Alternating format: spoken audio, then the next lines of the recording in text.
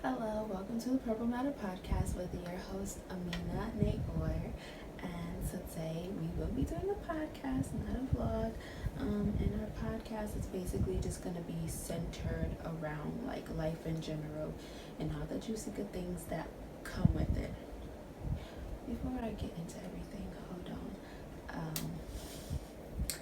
I want to start the video with some sort of positivity, and I want to just say that something that I had to learn this week was that I am exactly where I'm supposed to be at this moment in time, and that everything has happened for a reason, and all my steps are aligned properly by God. So I just wanted to tell whoever is watching that you are also exactly where you are supposed to be at this time, and all of your steps are aligned and everything is in order, no matter what has happened in the past, what didn't happen, what did happen. And another thing I wanted to share for any young woman or lady who is watching this is positive words of affirmation that I got from an Uber driver one night after work. He basically was just like that I am a queen and that all queens have a queendom, and that we do not make easy decisions, but we make stern decisions. And we basically have to take control. And basically to take control of your life is what he was telling me. So I'm telling y'all today to take control of your life. All month I've been hearing like positive affirmations and like just like words of positivity and encouragement, and it's really been like a really good help for me, because like I'm finally like basking in it. Even though the month is over, like I'm just going to transfer the good energy over to the next month, because this past weekend I had nobody likes going to work, but like I did like an amazing job at the end of my weekend as far as money and work. So yes, take control of your life. Speak things into existence. Manifest your greatness. What you want in life, manifest it. Speak it into existence. So, bouncing off of that, I want to jump into one of my topics, which is comparison. And comparison is the thief of joy. Now, as a young adult and being on social media and seeing all these influencers, and that's what they call themselves, influencers, I guess, on Instagram and stuff, and seeing a bunch of young people become entrepreneurs, it can be discouraging, like seeing people your age and younger having six figures already, and then you're just like, well, what the hell am I doing wrong? Like, what step did I miss in the process, you know?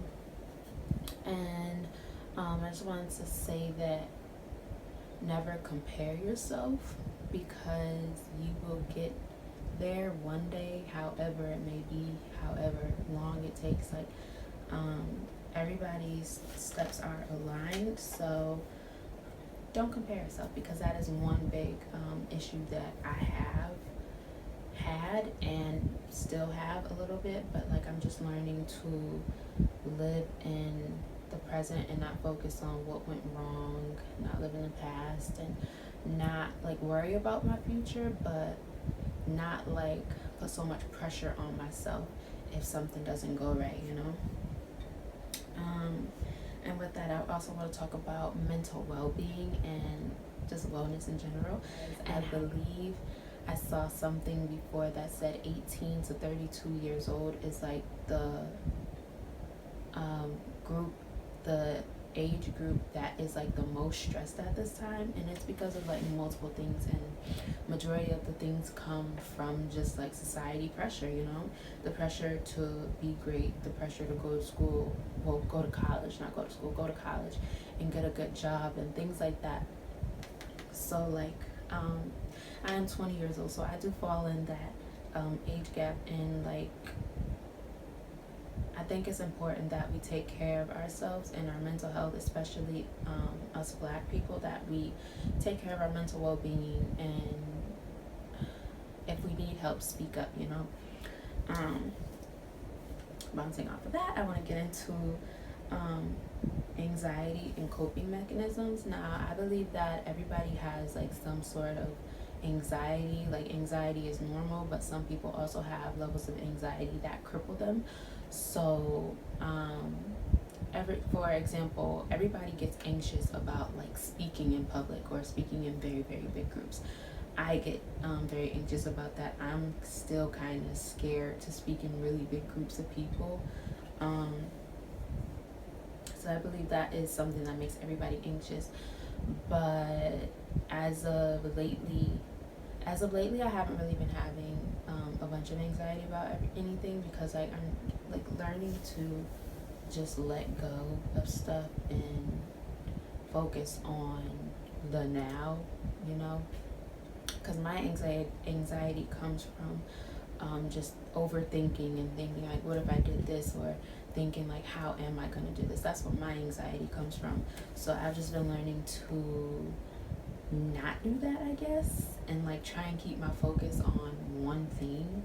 And a really good example of how my mind works, if you're anything like me, is something I've heard from another podcast called The Love Hour with Kev on stage and Melissa, his wife. She was basically like describing how her mind works, and she was basically saying it's like a news channel, how you have the reporter giving you like big stuff, and then like on the bottom you have all the little like I don't know what to call it, but like all the other minor things, you know. And she was basically saying that's how her mind works. Like, it's constantly going with like one topic and then 1,000 other topics going on at the same time.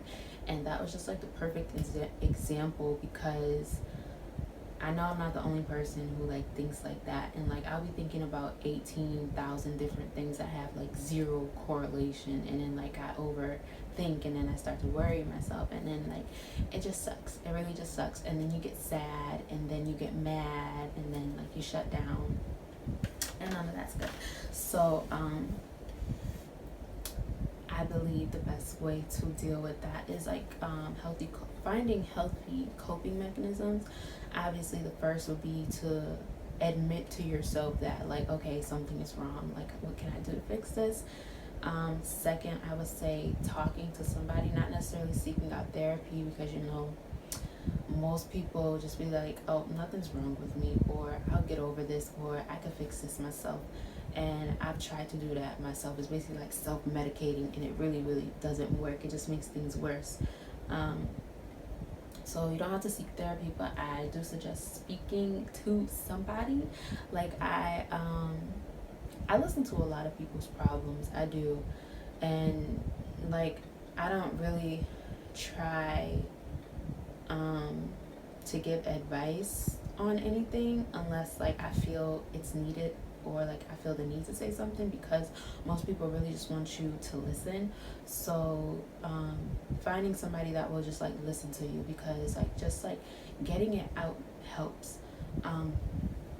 And I always just let everything out with my boyfriend. Like, I just talk to him all the time, talk his head off, and it probably gets on his nerves, but he loves me anyways.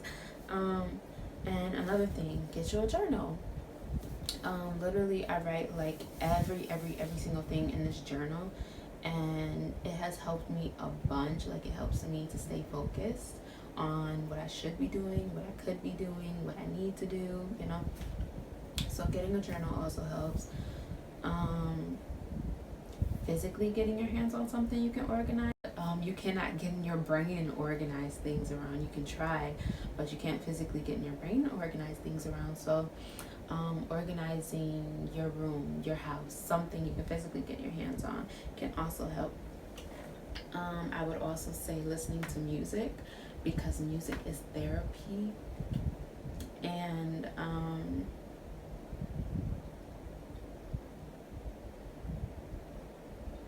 oh, I got it. I had a brain fart. It's not the most healthy thing, or like not the best out of all the other things I just said, but crying. I'm a big ass crybaby, and like sometimes you really just need to cry and just let it out. Like, even if it's in your pillow, or in the shower, or by yourself, or going to cry in somebody's face. Like sometimes crying really, really, really does help. Like, cause sometimes I just be stressed and I just be mad and like I feel like crying. I'm just like, okay, then the time's to cry. It's time to cry. Gotta cry. Let it out. Releasing tears releases a lot of other things out of your body. So yes, crying would be the last option, I would say, as like not a healthy coping mechanism, but like a semi-healthy coping mechanism. And another thing is another thing that I do is writing down like small to-do lists for the day, or writing out things I need to get done for the week, my goals for the month, or my goals for the year. My goals for the month always stay on this chalkboard because I can get up and look at it, and I basically get up and look at it because I do not open this book every single day. And besides that, I do write to-do lists, or like I put reminders in my phone because like I'm a very, very forgetful person. And basically just like having a to-do list or a goal list for the week or a goal list for the month, year, whatever it may be, it helps you to stay focused, you know, and keep your brain on the good things you should be doing.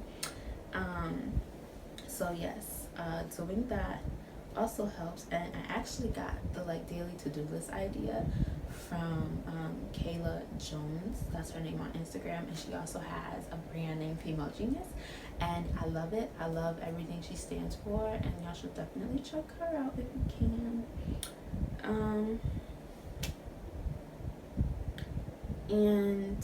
I think that's pretty much it, because I don't. Alright guys, so as I'm editing, I realized that I completely forgot like one of my most important coping mechanisms, which was going to the gym. I do go to the gym as much as I can, and that is very important to me, going to the gym and releasing all my stress. So I just had to throw that in there because I'm just watching a it's not even a vlog, I'm watching a podcast, and I'm just like, where the hell is this coping mechanism at? And it's not there. So I just had to say that one real quick. Keep on watching. I don't want to make the video too long. I just wanted to do like a short little spiel of like, I guess, life overall, which is what I said in the beginning. So yeah, with that being said, my next podcast will probably feature my boyfriend, or it'll be something juicy and fun, or something controversial, because I have a lot of opinions on stuff. So yeah, I just wanted to get this one out because I felt like it was sort of like important to do, and like a really quick but good one, but sort of boring. But like, I don't know if you're listening, thank you, or if you've watched this far, thank you. But yeah, I just wanted to get this one out because this one was very, very important to me. So yes, that is the end. That is all for this podcast. Thank you for listening if you've gotten this far. If not, whatever, I don't care. But thank you. Subscribe, like, comment, share, whatever you want to do. Bye, and I'll see you in my next one.